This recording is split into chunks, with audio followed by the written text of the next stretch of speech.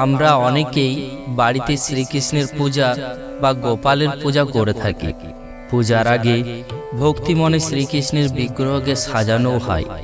শ্রীকৃষ্ণকে সাজানোর জন্য মস্তকে ময়ূরের পালক, হাতে বাঁশি, পায়ে নূপুর সবই না থাকলে সাজ সম্পূর্ণ হয় না।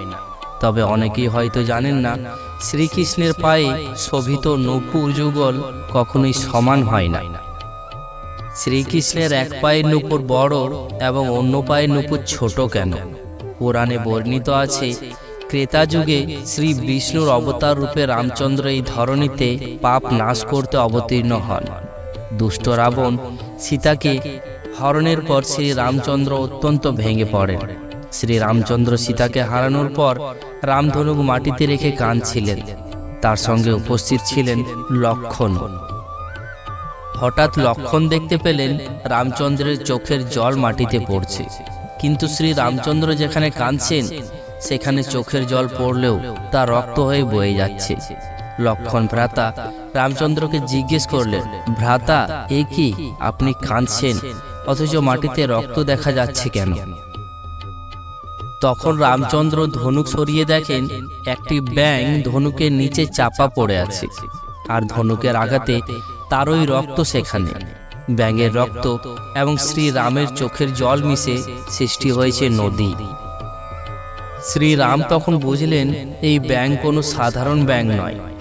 তখন রামচন্দ্র ব্যাঙটিকে জিজ্ঞেস করলেন, সর্পের দ্বারা আক্রান্ত হলেও তো তুমি আর্তনাদ করো, তবে আমার ধনুকের নিচে চাপা পড়েও কেন প্রতিবাদ করলে না?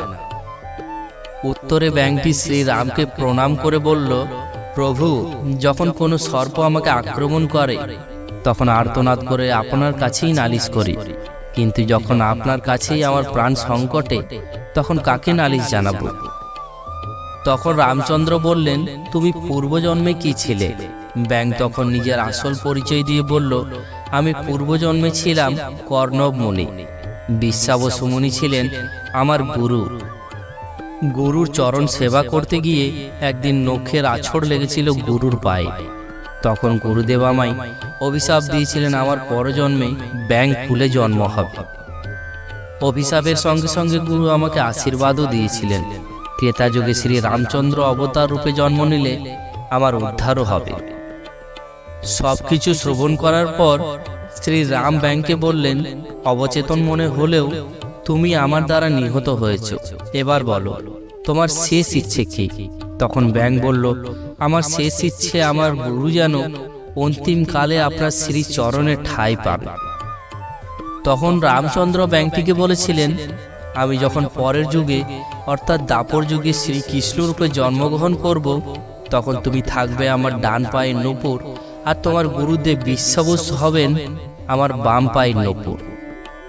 তবে দুজন ছোট বড় হয়ে আমার পায়ের নূপুর হয়ে থাকবে, এবং গুরুদেব ও শিষ্যের ভেদ বোঝাতে তার বাম পায়ের চরণে ছোট এবং ডান চরণের নূপুরটি বড় হবে।